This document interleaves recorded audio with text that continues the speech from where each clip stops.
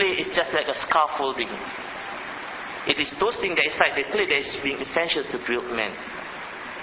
See how compatible what Allah says in our Quran and what is being discovered by human beings right now, scientists right now, about memorial clay. Right, ladies and gentlemen, we have finished about the creation of man from clay. We go through the second part of my lecture tonight, the creation of man from sperm. We know that man has been created from sperm. What has been created from clay was Nabi Adam alayhi salam, the first human. It's been created from essence of clay, extracts of clay. But we are not created from essence and extracts of clay, but we are being created from sperm. Humans now, the progeny of Nabi Adam alayhi salam, right? The generations that come from Nabi Adam alayhi salam comes from sperm. What did Allah say in Al Quran? Allah says in Surah Qiyamah, verse 37, Alam yakun nutfatan min maniyyi yumna, which means, was he, that is human, not a drop of sperm emitted in lowly form? Means that we come from sperm, in other words. And in Surah Insan, ayah 2, Allah says, Inna khalaqna al-insana min nutfatin amshaj. The key word is amshaj and nutfah. Verily we created man from nutfah. What does nutfah means? Most tafsir gives the meaning of nutfah as a drop of sperm. But actually, if you look at the dictionary, the word nutfah means a drop of something, a drop of liquid. Any liquid, if a drop of it, it is called nutfah. Droplets, a droplet is called a nutfah. And then the word amshaj, Allah used the word amshaj. Amshaj means mingled, mixed. It's not just a uniform sperm, but it's a mixed sperm. This is very important. Mixed. What does mixed here mean? We know that sperm is sperm. Sorry to say, right? It's just sperm. But the word here is mixed. Allah says sperm is mixed. What does mix here means? In Surah Sajdah, Allah SWT says, ثُمَّ جَعَلَ نَسْلَهُ مِنْ سُلَالَةٍ مِنْ مَاءٍ مَهِينٍ. And He made, there is Allah SWT made His progeny. Whose progeny means? The children of Adam alayhi salam from a quintessence. Again, the word quintessence, sulala. The word sulala means extract. An extract of, a quintessence of what?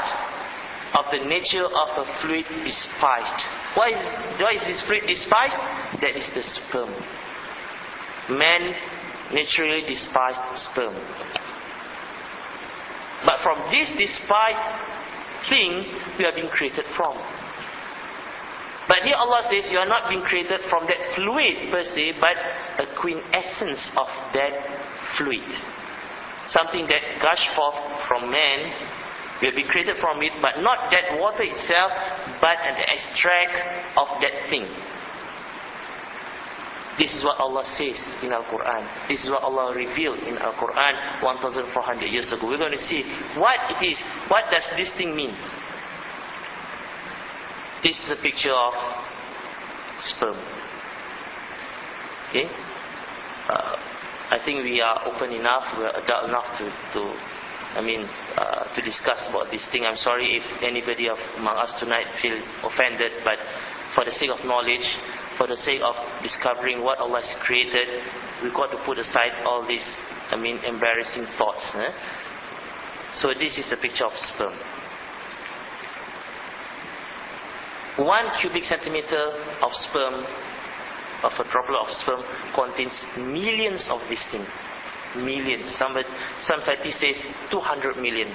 Some scientists say 300 million of sperm. This small, tiny, weeny thing being enlarged here, 200, 300 million of these things. We only need one of these things, only one to produce human being. Only one to create a child inside the mother's womb. So what does this excess means? Why must there be this excess of sperm? You only need one, but therefore gush forth from us millions of sperm, hundreds and millions of sperm. Why? This is to ensure that man will, propagate itself. You know that the possibility of a mother getting pregnant by her husband is about, during the first stage of pregnancy, right, the meeting of sperm and egg is just about 30%. It's about just 30%. There is 70% chances that the sperm will never meet the egg. Or even if the sperm meets the egg, fertilize the egg cannot survive the journey to the mother's womb. Or even if the egg can survive the journey, the sperm itself, right, may be mutated. It's not a healthy sperm, it's a sick sperm. So halfway across the journey, the pregnancy will be automatically aborted, self-aborted, because the sperm is not healthy, or the egg is not healthy, or the journey is not safe. Or even if it's safe, it reaches the mother's womb, it cannot attach itself to the womb. So there's a lot of variables here that can cause the pregnancy to be unsuccessful. So doctors calculated that only 30% of all pregnancies is a successful pregnancy. 70% of all pregnancies are unsuccessful pregnancies. So that's why this excess of sperm from men, right, when they want to procreate themselves. Okay. This is another picture, comparison of sperm and egg. Human egg here and the sperm. There's a vast difference in size. The egg is very huge compared to the sperm. They say that the sperm is just the DNA contained inside the head, and then the engine. This is the locomotive. The tail. The tail is being used to whiplash, to move around, right, from the entrance of the worm towards meeting the egg. So only a small portion of this head is being used to create human being. We now, in our big size, with our faculty of thinking, talking, walking, all these come from a very tiny drop of DNA here. You can see how puny we are, how small we are. And yet when we go strong, we defy Allah subhanahu wa ta'ala. We do not follow what Allah commands us to do. We did what Allah forbid us from doing. But we forget that we come from this very tiny spore here.